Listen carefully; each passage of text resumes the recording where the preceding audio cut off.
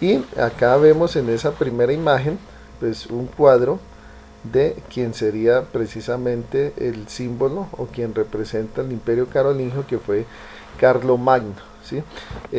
Carlo Magno quiere decir Carlos el Grande, ¿sí? Y se llamó Carlos el Grande precisamente por lo que les decía hace un rato, porque pues él es considerado el padre de Europa. ¿Sí? Digamos, el hombre que lideró y liberó a Europa de algunos pueblos bárbaros, y también quien fue capaz de expulsar a los árabes o a los moros, que también ahorita más adelante veremos pues cómo fue. Bueno, eh, Carlo Magno proviene también de una de las de los reinos, de los antiguos reinos bárbaros, y él proviene precisamente de los francos, ¿sí? Los francos precisamente se ubicaron, ¿sí? Se ubicaron donde actualmente queda Francia. Si ven el mapita, ¿sí? Si ven el mapa, entonces en ese color como beige, ¿sí ven? Aparece el reino de los francos, ¿sí? Que se convertiría entonces más adelante en lo que se conocería precisamente como el imperio carolingio, ¿sí? Entonces ahí podemos ver en ese color como beige que ocupa pues prácticamente donde está actualmente Francia y Alemania, ¿sí? Y un pedacito digamos de Austria, lo que es el imperio carolingio, ¿sí? A su lado derecho, si ven en la península ibérica, la que tiene como forma de una carita, si la ven,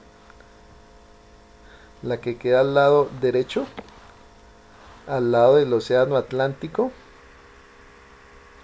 Si ven la península ibérica, donde la que parece que fuera una cara. Bueno, Sí, señor.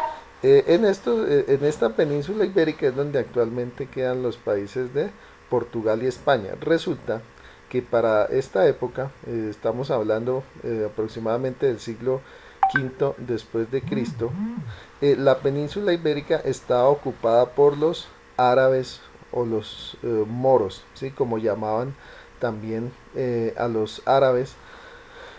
Bueno, los árabes, ¿sí? O los moros fue otro de los grandes imperios también que surge de la época, que en este caso venían de la parte, sobre todo lo que era Medio Oriente, ¿sí?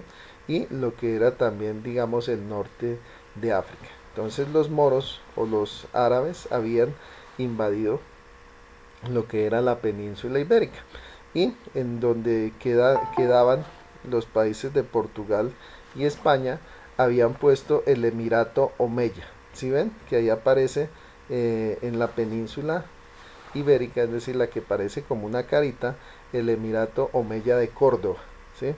Entonces estaba invadido prácticamente, sí, estaba dominado por los árabes, por los moros, y ellos habían establecido ahí un emirato. O sea, los emiratos eran la forma en que pues el imperio árabe o los árabes dividían el territorio que ellos habían conquistado, ¿sí? Y en este caso, de la parte de la península ibérica que ellos tenían ocupada, ¿sí? Donde queda actualmente los países de Portugal y España, le habían llamado entonces el Emirato Omeya de Córdoba, y eh, cada emirato pues tenía digamos un administrador que era conocido también como el emir, ¿sí? De ahí también pues su nombre. Entonces ahí vemos cómo los árabes o los moros, bueno, les voy a contar por qué les llamaban moros. Como los árabes, ¿sí?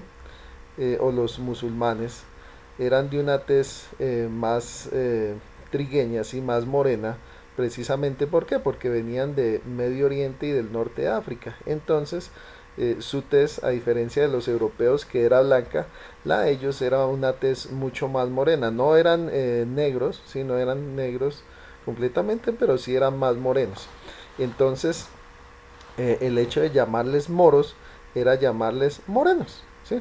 Entonces, y era también una forma despectiva de llamarles, o sea, les llamaban moros porque ellos eran más morenos, obviamente, que el resto de los europeos, o bueno, o que los europeos. Entonces, de ahí que le llamaran moros. ¿Sí? Era una forma despectiva como de llamarles morenos o, sí, o de tez más oscura. Bueno, y ahí también vemos al lado del imperio carolingio, pues otros pueblos que todavía estaban ahí, los sajones, ¿sí? Y en la parte amarilla podemos ver cómo se va extendiendo, ¿sí? Cómo se va extendiendo el imperio carolingio, de esa primera partecita que aparece como beige, ¿sí? Vemos la parte amarilla que fueron los territorios conquistados, ¿no? Los territorios que conquistó Carlomagno. Y en la parte verde también podemos ver pues algunas marcas fronterizas, ¿sí? Unas marcas fronterizas que tenía también, digamos, o donde fue donde máximo se extendió el imperio carolingio. Y por último, en la parte verde claro, ¿sí? Que es donde vemos el Emirato Omeya de Córdoba y el califato de Aracida, ¿sí? Entonces era precisamente donde estaba el imperio musulmán. Entonces el imperio musulmán se había encontrado prácticamente con el imperio carolingio. Bueno, entonces ahí podemos ver la ubicación geográfica, que eso también les sirve a ustedes para futuras guías, ¿sí? Ahí podemos entonces tener muy claramente dónde era la ubicación geográfica de el imperio carolingio. Bueno, y acá entonces vemos también un pequeño recuento de los pueblos bárbaros, ¿cierto? Esos pueblos bárbaros que más adelante se convertirían también en los reinos bárbaros. Y entonces podemos ver aquí ya los reinos bárbaros definidos, el reino sagrario, el reino franco, el reino alamán, ¿sí? El reino de Borgón. Entonces estos cuatro reinos, ¿sí? El reino siagro, el reino franco, el reino alamán y el reino Borgón fueron los que se unieron, ¿sí? Y se convirtieron precisamente en el imperio carolingio. Es decir, Carlomagno fue capaz de conquistar estos tres reinos y unificarlos en uno solo.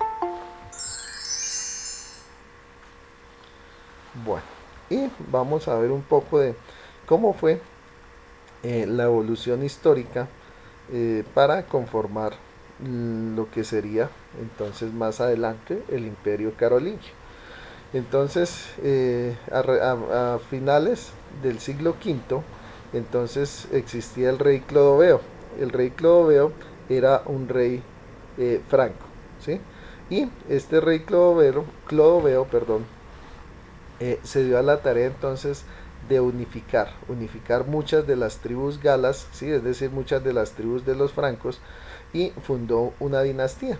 Esa dinastía se conoció como la dinastía merovingia, ¿sí? O sea, esta fue la primera gran dinastía de los francos, que posteriormente entonces se convertirían precisamente en, o conformarían más bien, lo que sería el imperio carolingio. Eh, Igual como veíamos la clase pasada, pues un aspecto importante y unificador pues fue la religión. Pues en este caso el rey Clodoveo pues se convierte precisamente al cristianismo y todo el, el reino franco pasa a ser un reino cristiano y empieza a contar también con el apoyo de la iglesia. En la parte derecha vemos una imagen, ¿sí? Que tiene que ver precisamente con la coronación del rey Clodoveo. Y si ustedes se dan cuenta, ¿quién aparece ahí, digamos, ungiéndolo como rey o poniéndole la corona? Según esa imagen que vemos ahí, a ver, ¿quién logran ustedes ver o quién creen que será esa persona que le está poniendo esa corona al rey Clodoveo?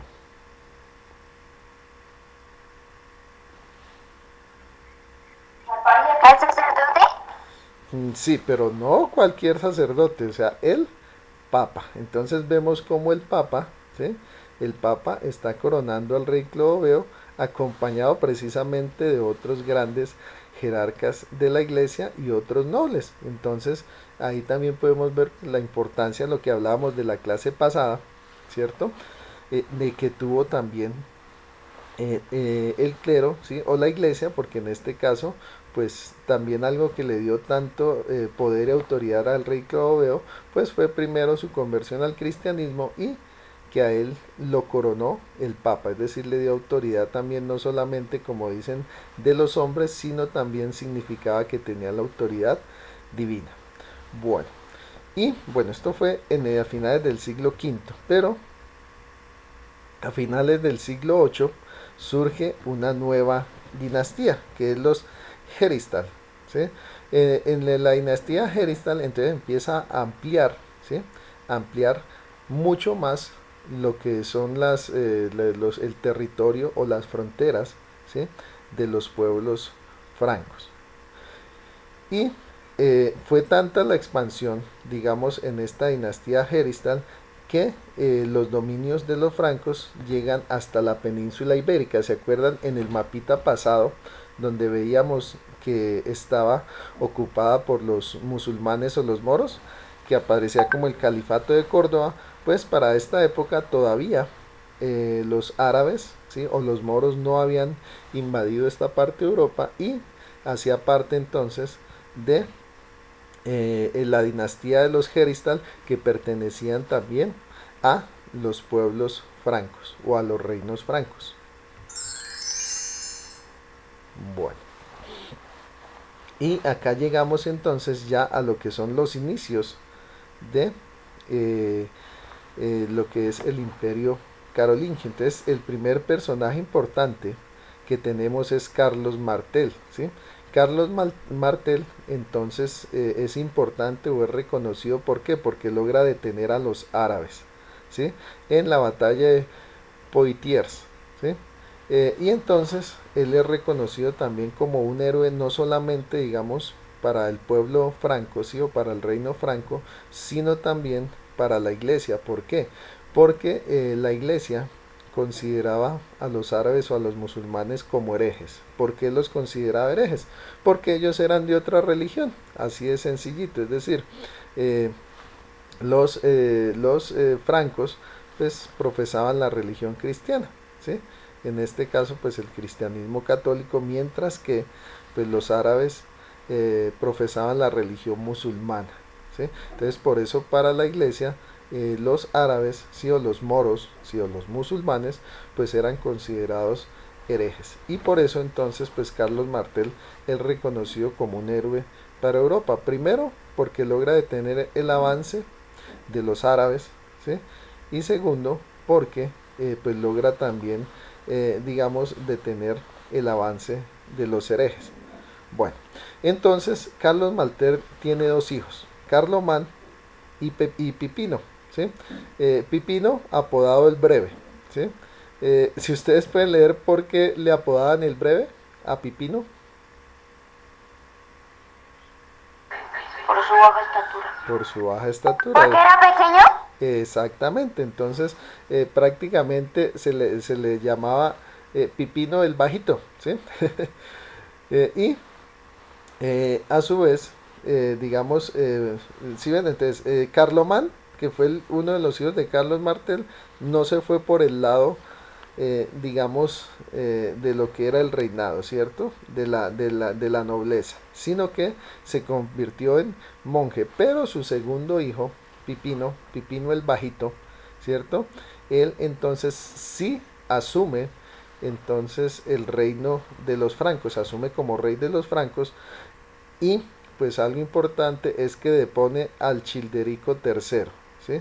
Childerico III, que estaba también en disputa por el trono de los francos, es depuesto por Pipino, hijo el Breve, o sea, Pipino el Bajito, hijo de Carlos Martel, y entonces él asciende al trono, ¿sí? Asciende al trono y precisamente pues es Pipino, ¿sí? Pipino el que inaugura la dinastía de los carolingios. Es decir, es Pipino quien da origen, digamos, a los inicios del Imperio Carolingio. Ahí en la imagen derecha, ¿sí?, podemos ver precisamente un cuadro de Pipino siendo coronado como rey de los francos.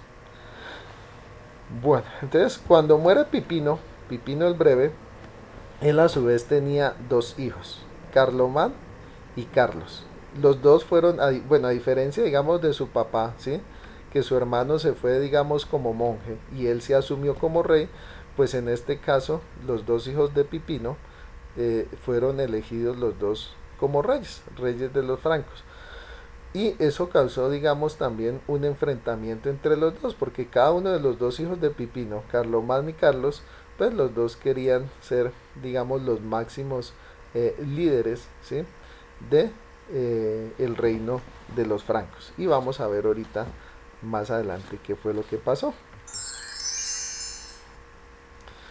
Bueno, pues ahí sí, como dicen, pues Carlos estuvo de buenas, digamos de buenas. ¿Por qué? Porque Carlomán, su hermano, entonces fallece, ¿sí? Fallece en el año 771. Entonces pues ahí se acaba la disputa, porque de pasar a haber dos reyes, pues pasa a haber uno solo, ¿sí? Entonces Carlomán, hermano de Carlos, muere y entonces Carlos queda como el rey definitivo, ¿sí?, o el rey único del reino de los francos, ¿sí? Y además que los hijos de Carlomán también reconocen a su tío, ¿sí?, en este caso a su tío Carlos, lo reconocen también como jefe. Entonces eso sirvió para que él asumiera el control total del reino de los francos, porque muere su hermano, él hereda la parte de su hermano y más encima pues también los hijos de su hermano Carlomán lo reconocen también como el máximo jefe de los francos. Y acá entonces cuando Carlos ya se posesiona como rey, ¿sí?, y demuestra precisamente que es un gran guerrero, que es un gran político, ¿sí?, que es un gran noble, entonces ahí es cuando le colocan, digamos, el sobrenombre de Magno, es decir, Carlomagno, que quiere decir Carlos el Grande, ¿sí? Aquí podemos ver pues una imagen, ¿sí?, una pintura de la época que representa también cuando Carlomagno o Carlos el Grande pues asume la dirección total del reino de los francos. Entonces lo podemos ir ver ahí acompañado por muchos nobles, incluidos precisamente los hijos de su hermano Carlomán, y lo están reconociendo a él como el único jefe, digamos, de los francos. Bueno, y al igual que Carlos Martel, que se enfrentó con los árabes o los moros o los musulmanes, pues igualmente a Carlomagno también le tocó, digamos, liderar algunas batallas, ¿sí? La primera batalla que lideró Carlomagno fue con los lombardos. Los lombardos era otro reino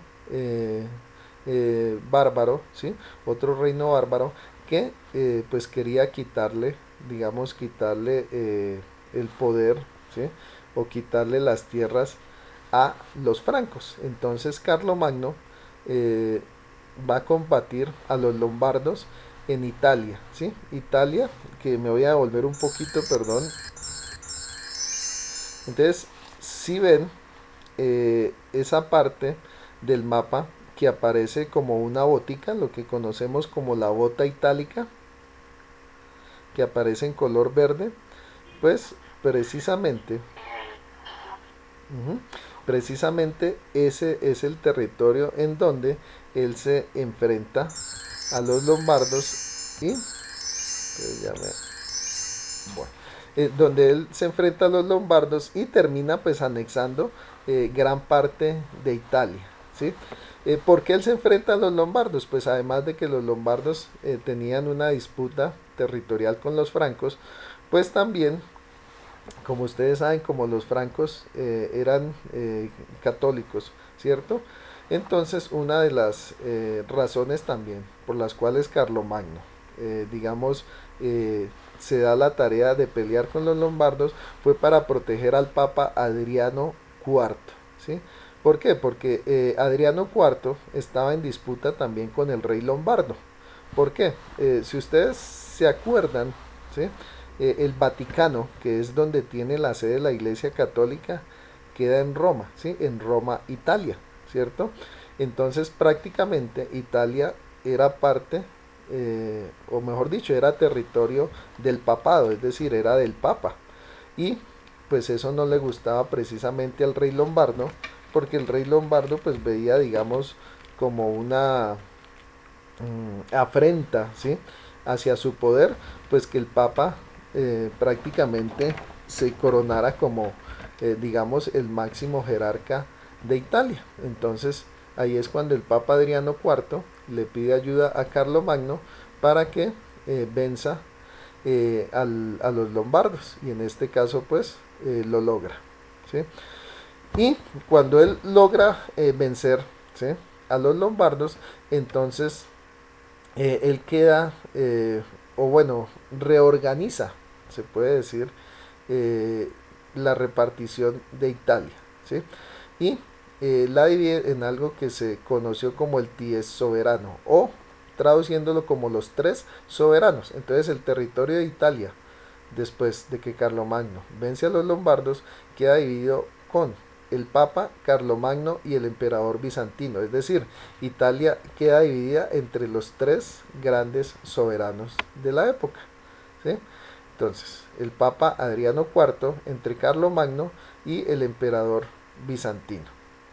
Bueno, también, entonces, hacia el año 778, Carlomagno también se enfrenta con los árabes, ¿sí?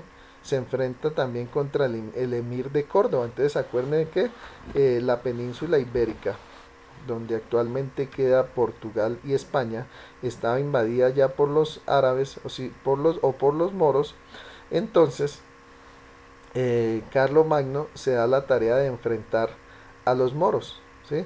Entonces los moros, que ya estaban casi que llegando a las puertas del imperio carolingio, ¿sí?, que estaban, digamos, ocupando ya el territorio del imperio carolingio, ellos entonces son enfrentados por Carlomagno, quien los hace retroceder hasta orillas del río Ebro, es decir, los hace retroceder hasta la posición original de donde estaba ubicada la península ibérica. Entonces ese fue otro de los logros de Carlomagno, que logra también expulsar, o más bien expulsar, evitar, ¿sí?, que los moros o los árabes logren invadir al imperio carolingio. Bueno, y aquí vemos pues otro mapa de lo que es el imperio carolingio. Ahí podemos ver una imagen, ¿sí?, en la parte derecha de Carlomagno firmando algunas de las leyes. Ahorita vamos a ver pues también cómo Carlomagno fue importante para Europa, porque él creó una serie de leyes que lograron, digamos, unificar, ¿sí?, a muchos de los reinos de Europa, y también fue reconocido como uno de los grandes emperadores.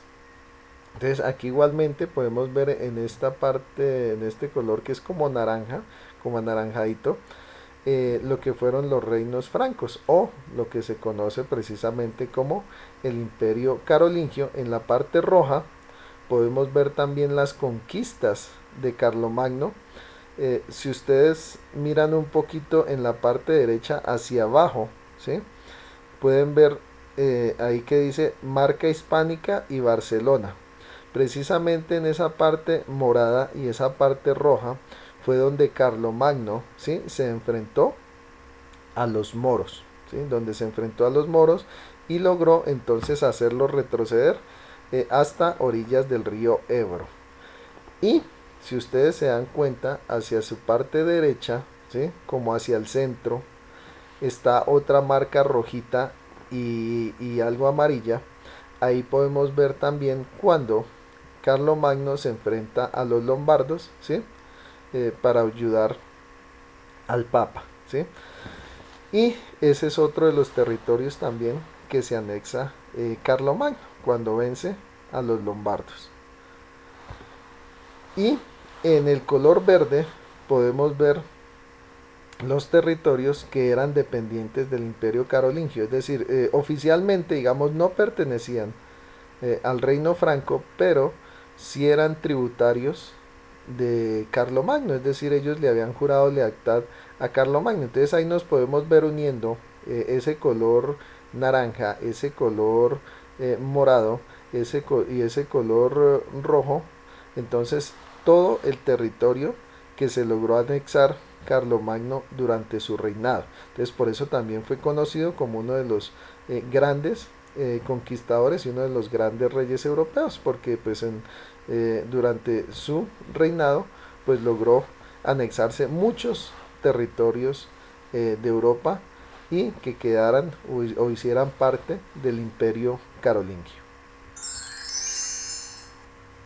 Bueno, aquí vamos a ver también entonces cómo estaba organizado el imperio, que eso también le sirvió a Carlomagno para poder tener un control total de todo el territorio del imperio carolingio. Entonces lo primero que hizo Carlomagno fue nombrar condes, duques y marqueses, ¿sí?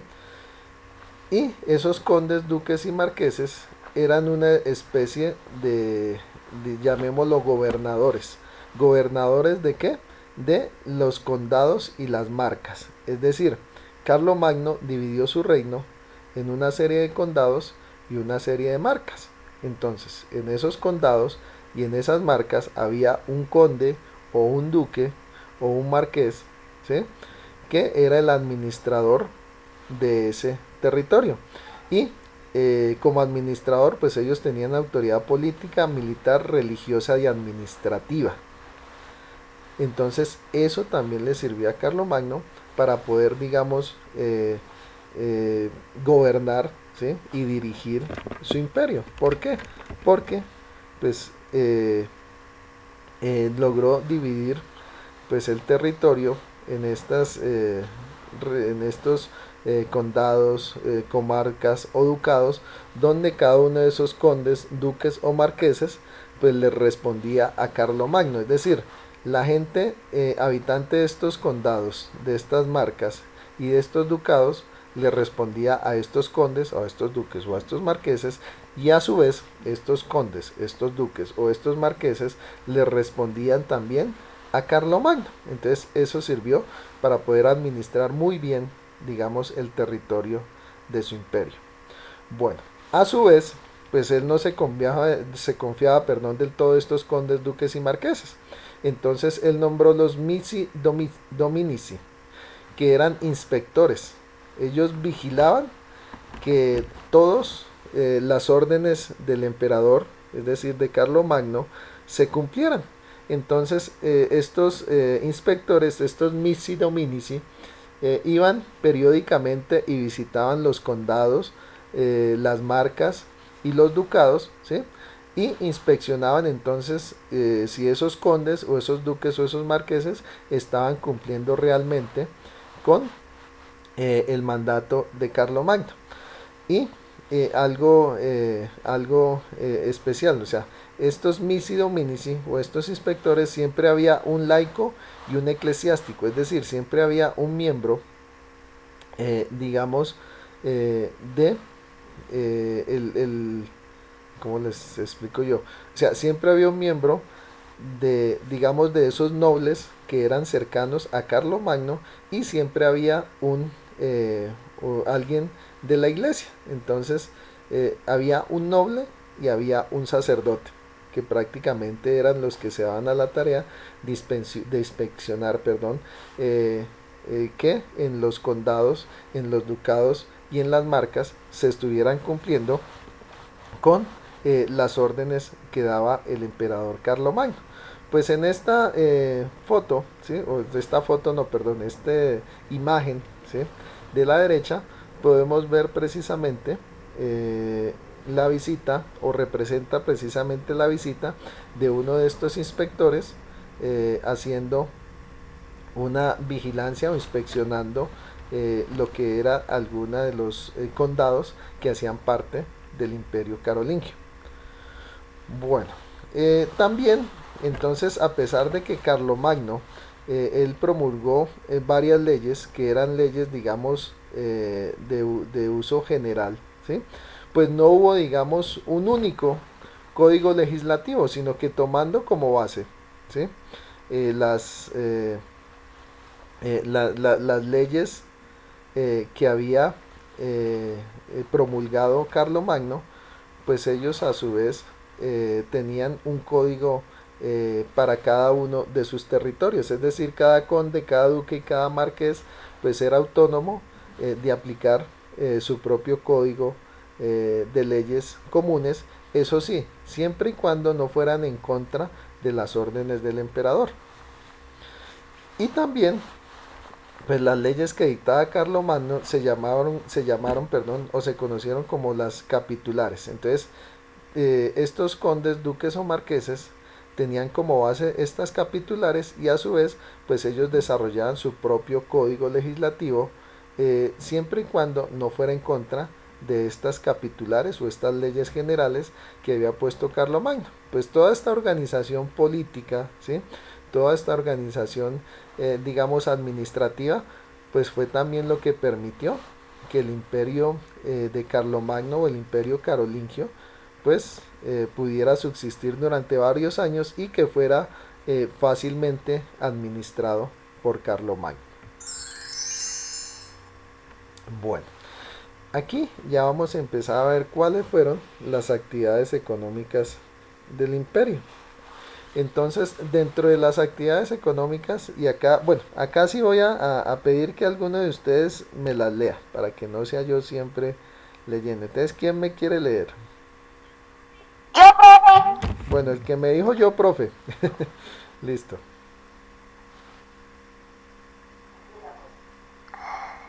Las actividades agrarias fueron predominantes. Culto de Cultivo. cereales, escasa ganadería, recursos de monte, caza y frutos. Las actividades practicaban en extremos latifundios que pertenecían a la nobleza y la iglesia para su explotación dividían en la reserva señorial, los mansos, las tierras comunales, la artesanía y el comercio. La artesanía se realizaba en los latifundios, economía autárquica, el comercio muy pobre, tan solo la nobleza y la iglesia tenía acceso a artículos de lujo importados del Oriente. Listo, muchas gracias. Entonces, al igual que en la Edad Media, o lo que veíamos en la Edad Media, ¿sí? Pues en el Imperio Carolingio también las principales actividades económicas pues fueron principalmente las agrícolas, ¿sí? Y especialmente que el cultivo de cereales. En esta época la base del alimento, digamos como ahora, de la base de nuestra alimentación es el arroz, ¿cierto? O sea, prácticamente acá en Colombia o en cualquier país de Latinoamérica, pues al almuercito no nos puede faltar el arroz, ¿cierto? Pues en esta época la base de la alimentación no era el arroz, sino era otro cereal, principalmente cuáles eran el trigo, la cebada y la avena. Entonces lo que más se cultivaba en esta época pues era el trigo, la cebada y la avena. Y pues la base de la alimentación pues era sobre todo el pan, ¿sí? Entonces como ahora digamos es el arroz, en esa época pues era el pan. Entonces lo que más se cultivaban eran estos tres cereales. No había, digamos, una ganadería muy extendida, ¿sí? Es decir, prácticamente los únicos que poseían ganado, pues eran los nobles, ¿sí? O sea, era el rey y los nobles y la iglesia. Entonces, digamos, el campesino del común no, digamos, poseía ganado. O sea, lo máximo que poseía, digamos, un campesino de la época, pues eran unas gallinitas y de pronto por ahí un marranito o una ovejita, ¿sí? Entonces por eso no digamos, no era muy extendida lo que era la ganadería. Entonces, sobre todo, pues era el cultivo de cereales. Y también, pues se explotaba mucho lo que eran los recursos forestales que llamamos ahora. Es decir, había cacería y había recolección de frutos. ¿Sí? Esta cacería y esta recolección de frutos cabe anotar que debería ser aprobada o autorizada por el rey o por la nobleza. Entonces, en estas tierras, ¿sí?, que eran propiedad de la nobleza o de la iglesia, digamos, algunas personas podían cazar o recolectar frutos siempre y cuando tuvieran expresa autorización. Si, digamos, algún campesino se metía a una de estas tierras, ¿sí?, a cazar, digamos, una tórtola o, bueno, alguno de los, o un venado, ¿sí?, o un conejo, digamos, de estos salvajes, sin la autorización, digamos, del noble o del alto jerarca de la iglesia que era dueño de esas tierras, pues generalmente podía ser castigado, ¿no? Podía ser multado, ¿sí? O en algunos casos podía ser llevado hasta la cárcel.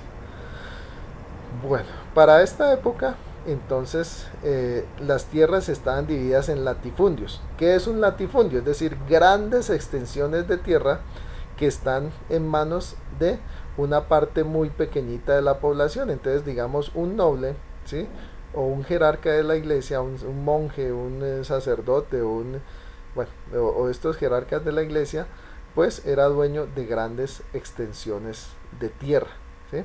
Y esas extensiones de tierra se dividían en reserva señorial, los mansos y las tierras comunales. Bueno, estas actividades de caza y pesca que podían desarrollar algunos campesinos precisamente se llevaban a cabo en estas terceras tierras, es decir, en las tierras comunales, ¿sí?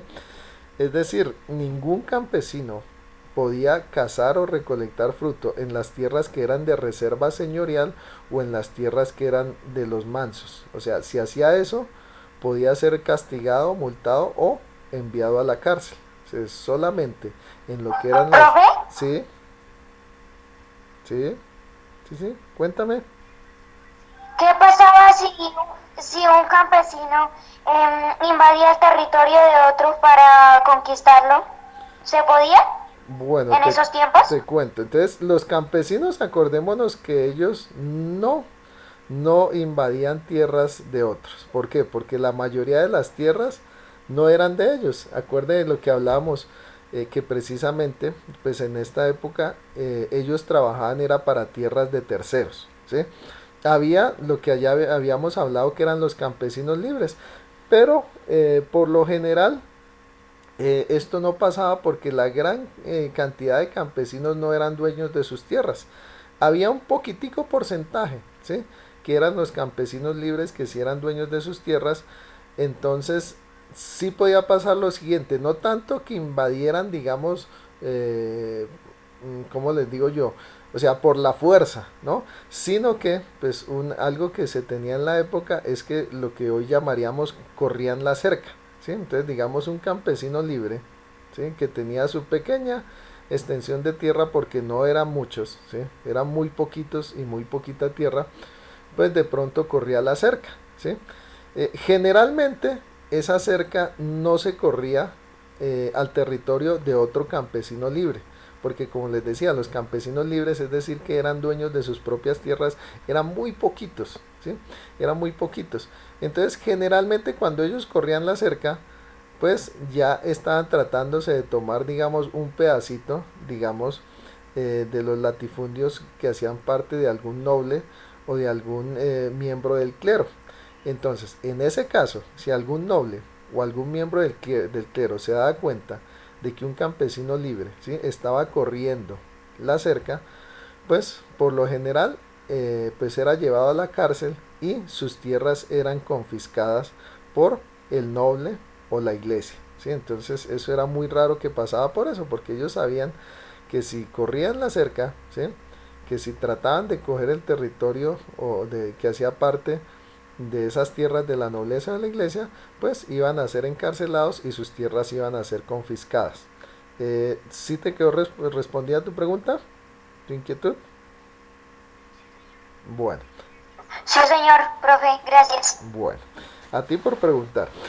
Bueno, entonces, otras de las actividades que se llevaban a cabo, además de la agricultura, ¿sí? Que podemos ver precisamente en la imagen derecha, ¿sí? Donde como un grupo de campesinos está labrando las tierras y cultivando cereales, pues era la artesanía y el comercio.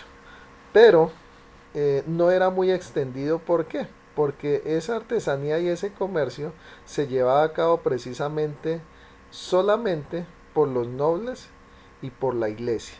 Es decir, los campesinos prácticamente no podían comerciar.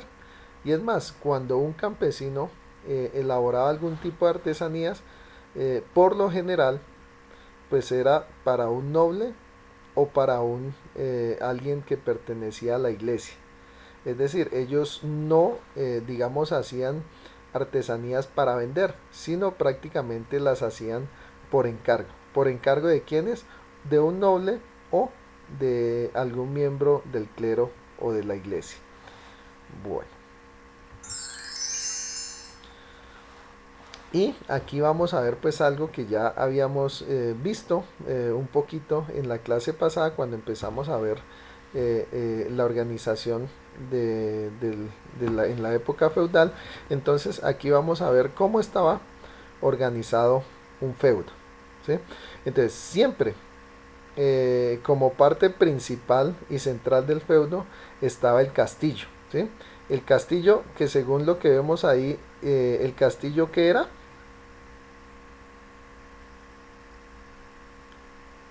o sea, la flechita que... La vivienda del Señor. La vivienda del Señor. Exactamente, entonces ahí era donde vivía el noble, ¿sí? Entonces ahí era donde vivía el rey, el conde, el duque, el marqués, bueno, o sea, cualquiera de los que era miembro de la nobleza y que era ese señor feudal. Generalmente alrededor de este castillo estaban la reserva señorial, ¿sí ven? Que eran las tierras del señor, ¿sí? De ese conde, perdón, de ese duque, de ese marqués, ¿sí? Que eran cultivadas por los campesinos. O sea, esas tierras eran cultivadas de los campesinos, pero no eran de los campesinos, eran del señor. Bueno, y aquí podemos ver también las tierras comunales, ¿sí? Eh, ¿Quién me puede leer qué eran las tierras comunales en la parte de arriba? Listo, léeme. Yo, profe. Listo, léemelas. Las tierras del bosque, pasto por el ganado, pertenecientes a todo el feudo. ¿Se acuerdan que yo les decía que en las únicas tierras que los campesinos libres podían cazar o recolectar frutos eran estas tierras comunales, ¿sí? Pero obviamente ellos debían tener el permiso del señor, es decir, el permiso del conde, del duque o del marqués. Y al frente podemos ver la aldea, ¿sí? La aldea que era precisamente... Sí, señor. Sí, señor. En ese tiempo todavía se pagaba casar, o cuál era el modo de pago. Ah, bueno. Listo, perfecto. Entonces, para esta época, a pesar de que ya existía la moneda, ¿sí? Es decir, existía sobre las monedas de metales preciosos, que sobre todo era plata y bronce. Había también monedas de oro, pero prácticamente eran de uso exclusivo de lo que era el clero y la nobleza, pero sobre todo se utilizaba lo que era la plata y el bronce. A pesar de que ya había moneda, no se utilizaba mucho el dinero, lo que más se utilizaba era el trueque, ¿sí? Todos sabemos qué es el trueque, ¿sí saben qué es el trueque? Sí, señor. Bueno, entonces, ¿qué pasaba? Pues llegaba un campesino y digamos yo tenía, yo había cazado, digamos, en tierra del rey un venado, ¿sí? Lo había desollado y tenía yo, digamos, esa piel. Entonces esa piel, digamos, yo la intercambiaba por, digamos, por aceite o la intercambiaba por granos. Entonces en esa época, sobre todo en las aldeas, el comercio se daba por medio del trueque, es decir, se intercambiaba un producto que yo tenía por otro que otra persona no tenía. También se utilizaba el dinero, pero realmente era muy, muy poquito, ¿sí? Sobre todo eran los nobles y el clero los que más utilizaban, digamos, estas monedas acuñadas, que principalmente eran de plata y bronce. Pero lo que más se daba en esto era precisamente el trueque. Igualmente, cuando la nobleza o el clero cobraba los impuestos o los diezmos, pues estos eran pagados en especie, es decir, un campesino no le iba a pagar al noble o a la iglesia, digamos, con dinero porque generalmente no tenían. Entonces, ¿qué pasa? Le pagaba, digamos, con gallinas, le pagaba con granos, le pagaba con artesanías, ¿sí? Le pagaba, bueno, con lo que tuviera, con lo que tuviera. Entonces, ya existía el dinero, como respuesta a tu pregunta, ya existía el dinero acuñado, pero realmente por los campesinos no era muy utilizado, sobre todo era utilizado ahora por los nobles y por el clero. Y igualmente pues los campesinos pagaban sus tributos o sus impuestos principalmente en especie. Bueno, y por último tenemos los mansos. Entonces los mansos eran esas tierras que eran propiedad de los campesinos libres, es decir, eran esas tierras que los campesinos cultivaban y que ellos podían quedarse con una parte de eso que producía, es decir, una parte, como ya habíamos visto la clase pasada, se iba para pagarle los impuestos a la nobleza y al clero, y otra partecita quedaba para ellos, que precisamente con esa parte era que muchos de ellos intercambiaban, sí, o hacían el trueque por los diferentes productos que necesitaran. Entonces, en esta imagen, resumiendo, podemos ver cómo está organizado un feudo, ¿sí? Que creo que nos ayuda a comprender un poquito más, pues, cómo era la organización de esa época. Bueno, y aquí vamos a ver entonces también cómo estaba dividida la sociedad. Entonces la sociedad prácticamente está dividida en dos grupos, los privilegiados y los no privilegiados. Bueno, entonces ¿quién me puede leer quiénes hacían parte de los privilegiados? ¿Quién me puede leer o quién me quiere? Yo, profe. Listo, léeme. Profe, yo. El que habló primero. Yo. Sí, sí, tú. Privilegiados, nobles, señores feudales y caballeros. Cierro. Clero. Clero. Clero secular y clero regular. Alto cielo y bajo cielo. Clero, no te olvides, clero, se pronuncia clero. Alto clero y bajo clero. Listo. Y ahora los no privilegiados, léemelos. Bueno, no privilegiados eran los campesinos libres y siervos. Listo, muy bien. Entonces, aquí reforzamos también lo que veíamos la clase pasada. Entonces, la clase privilegiada pues era el noble y el clero, es decir, la nobleza y la iglesia. Que ahí estaban los señores feudales, los caballeros, y estaba también los miembros del clero, el clero secular y el clero regular, el alto clero y el bajo clero. El bajo clero eran quienes, pues digamos los monjes o los sacerdotes, ¿sí? Que eran los de más bajo rango. Acordémonos, se acuerda que yo les decía que un campesino libre o un hijo de un campesino libre podía aspirar a ser parte del clero, pero obviamente no podía ser parte del clero secular o el clero regular, tampoco podía ser parte del alto clero, sino lo que podía ser parte era el bajo clero, es decir, un hijo de un campesino que se metía a la iglesia, pues lo único que podía aspirar a hacer era ser o sacerdote o monje, ¿sí? Pero igualmente pues eso significaba, como ya les decía, pues una subida de estatus, porque la gente pues más educada y la gente digamos más respetada de la época pues precisamente era los miembros del clero. Y dentro de los no privilegiados pues teníamos a los campesinos, los libres, es decir, los que tenían sus tierritas propias, y los siervos, es decir, los que no tenían sus tierras sino que trabajaban las tierras de los nobles. Bueno.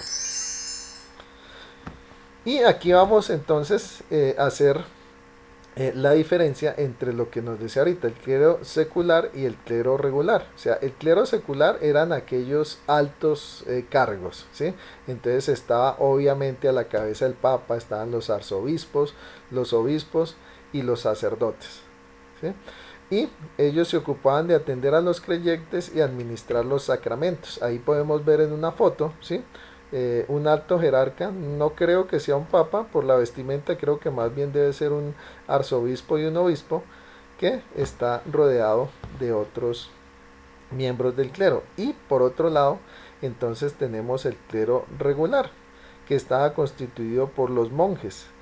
Es decir, un hijo de un campesino libre, lo máximo que podía aspirar era ser miembro del clero regular, es decir, llegar a ser un monje.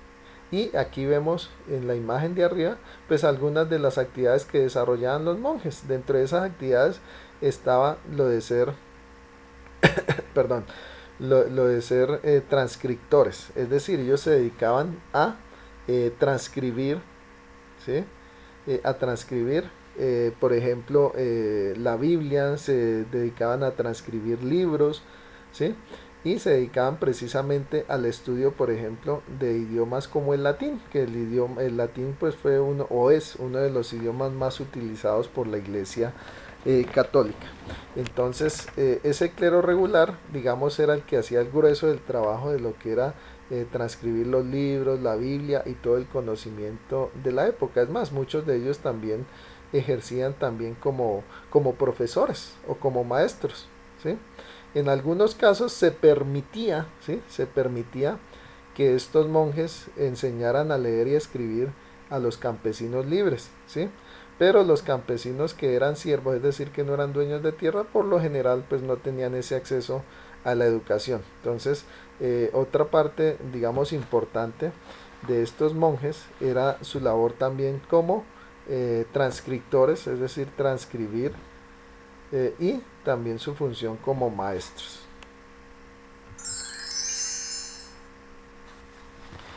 Bueno, aquí vamos a ver entonces cómo fue la cultura y el arte durante el imperio carolingio. Bueno, algo importante también de Carlomagno es que él fue un rey muy educado, ¿sí? Él fue educado obviamente por la iglesia, que era la institución pues que digamos dominaba todo lo que era el conocimiento, y pues él se dio a la tarea también de que ese conocimiento fuera impartido a todos los nobles. O sea, él se dio a la tarea de que todos los nobles fueran educados, es decir, así como a él lo educaron, que todos los miembros de la nobleza también se educaran. Y dentro de sus, digamos, sus leyes que proclamó fue la de imponer al latín como una lengua administrativa, ¿sí? Entonces, ¿qué pasó? Todos los nobles y todos los miembros del clero tenían la obligación de aprender el latín, y la mayoría de los edictos o las leyes del rey de Carlomagno pues eran escritas en latín. Pues ¿qué pasaba? Pues cuando él las proclamaba, digamos, llegaban los nobles o llegaban los monjes y ellos las traducían pues ya al idioma, fuera al francés, al inglés, al alemán, pero la lengua que todos debían manejar en esa época pues era el latín. También Carlomagno fundó algunas de las primeras escuelas, conocida también como la Escuela Palatina, ¿sí? Dirigida por Alcudino de York, que era un noble, ¿sí? Y en estas escuelas, principalmente, que eran dirigidas por los sacerdotes, ¿sí? Eran dirigidas por el clero, pues se enseñaban, por ejemplo, se enseñaban materias como la gramática, la retórica y la dialéctica. Es decir, lo que hoy llamaríamos la clase de español y literatura, ¿sí? Y también se enseñaba lo que eran las matemáticas, o sea, la aritmética, la geometría, la música y la astronomía, ¿sí? Entonces, a esas escuelas acudían, como ya había dicho, pues los nobles y los miembros del clero, es decir, los campesinos, así fueran libres, no podían acceder a la educación. Y como les decía anteriormente, pues algunas veces había algunos monjes que enseñaban a los campesinos a leer y escribir, pero no era más lo que les enseñaban, es decir, era una educación muy básica y prácticamente pues cuando el monje, digamos dentro de su bondad, quería hacerlo, ¿sí? Eh, pero entonces ahí vemos la gran diferencia, o sea, los nobles y el clero se educaban en todas las artes, las ciencias de la época, mientras que un campesino libre a lo máximo que podía aspirar era a saber leer y escribir, y esto porque algún monje, que como dicen era buena gente, pues se había dado a la tarea de enseñarles. También Carlomagno crea las primeras bibliotecas, entonces todos esos libros manuscritos que veíamos en la parte de arriba que transcribían los monjes, pues Carlos Magno los fue poniendo en bibliotecas donde precisamente los mismos miembros del clero o la nobleza podían leer y educarse mucho más.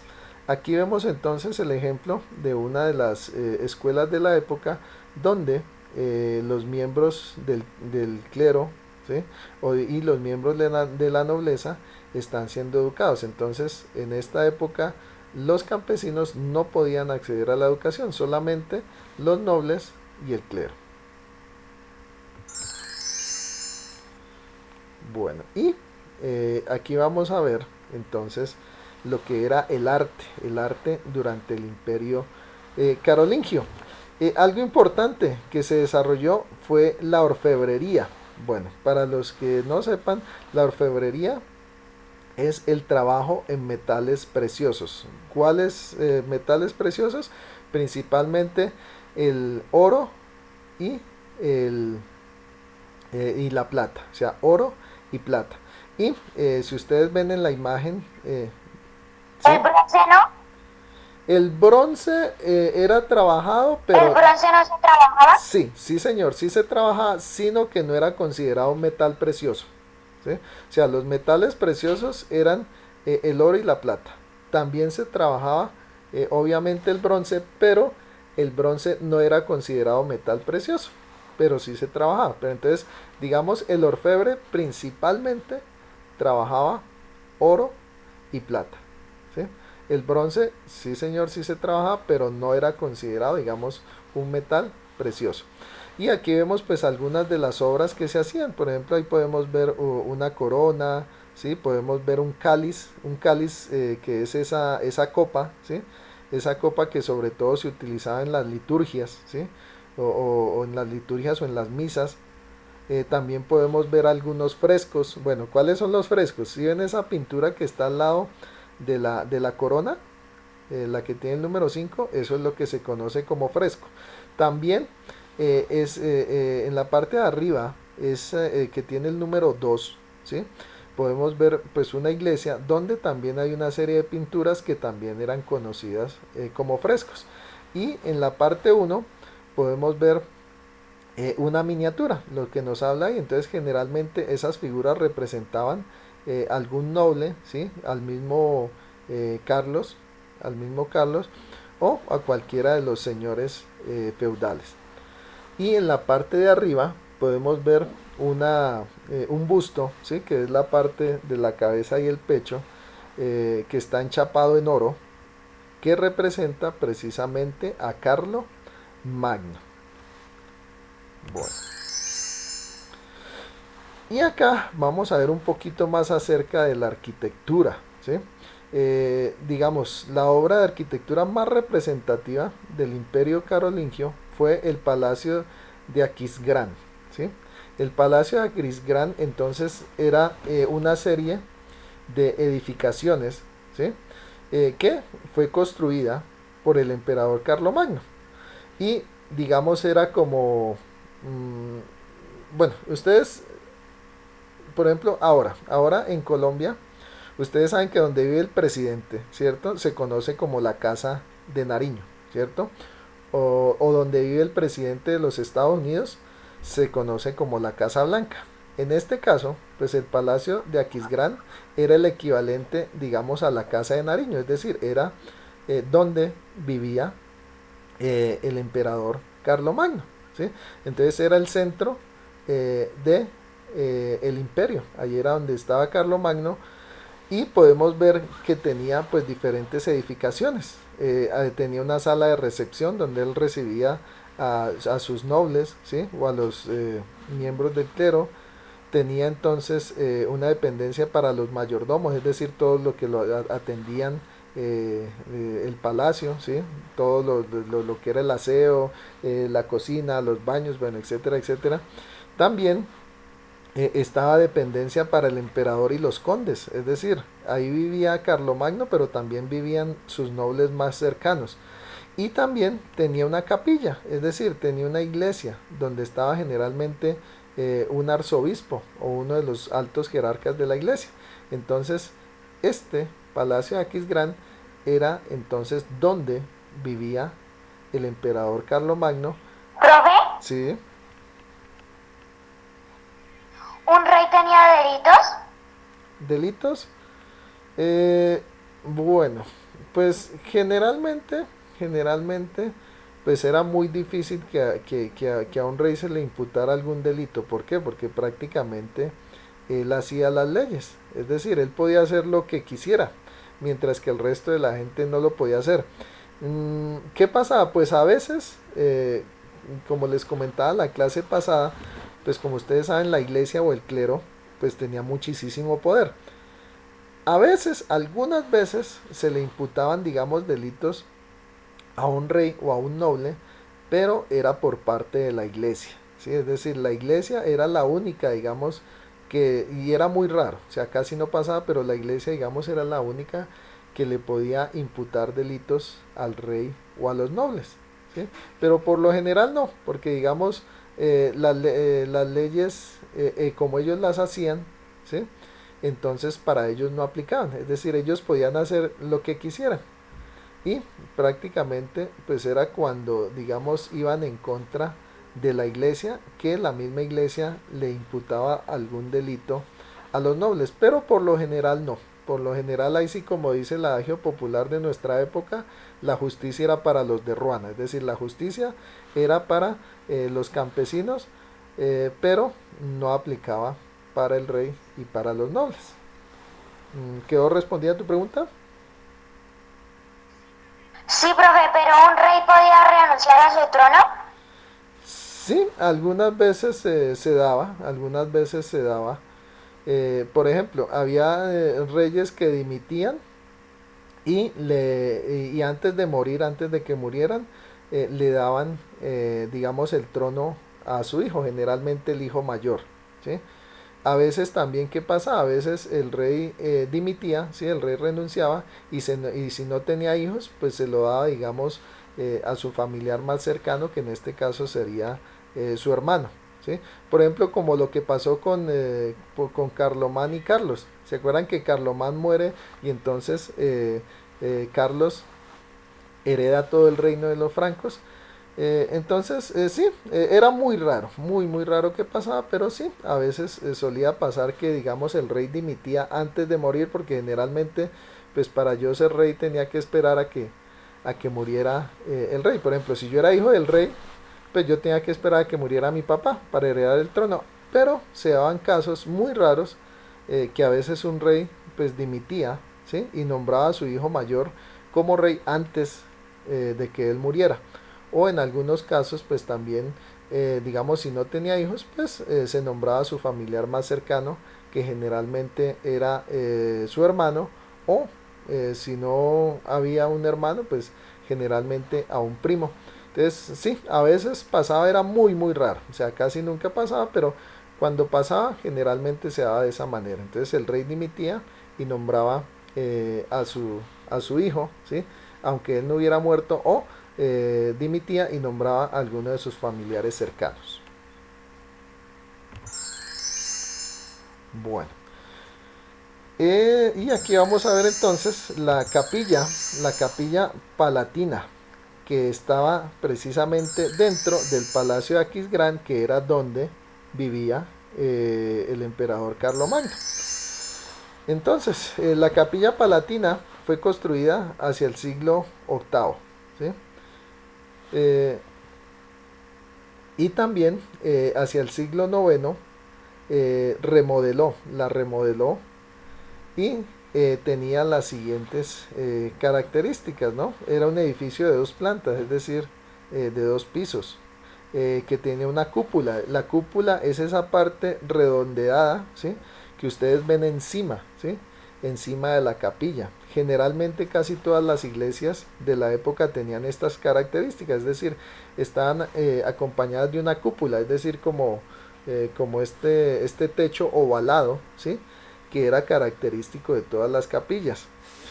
También tenía una planta central, ¿sí? Que se llamaba octógono. ¿Por qué? Porque estaba compuesto de 8 lados. También sus muros estaban hechos en mampostería. Bueno, para ponerles un ejemplo, ¿si han visto lo que es un enchape de una cocina? ¿O el enchape de un baño? ¿Sí, sí lo han visto? Bueno, sí saben. Sí. Bueno, pues la mampostería prácticamente es eso, es decir, una serie de losas, ¿sí? Una serie de losas que en este caso se pegaban a la pared y pues eran adornadas de muchos colores, y eso era lo que se conocía como la mampostería. Algunas de ellas, por ejemplo, tenían imágenes o tenían grabados, y pues eso hacía que esta capilla palatina pues fuera muy bonita para la vista. Y también obviamente está acompañado de varios pilares, ¿sí? El que tiene prendida ¿me apagan el micrófono? Gracias. Bueno,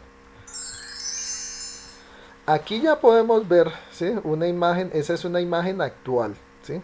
De lo que es la capilla palatina. Entonces acá ya nos podemos dar cuenta ya con fotos actuales de cómo es por dentro. Obviamente esta capilla fue restaurada, ¿sí? Porque usted, o sea, tiene muchos siglos. Pero entonces aquí podemos ver unas fotos de cómo es la capilla palatina por dentro, ¿no?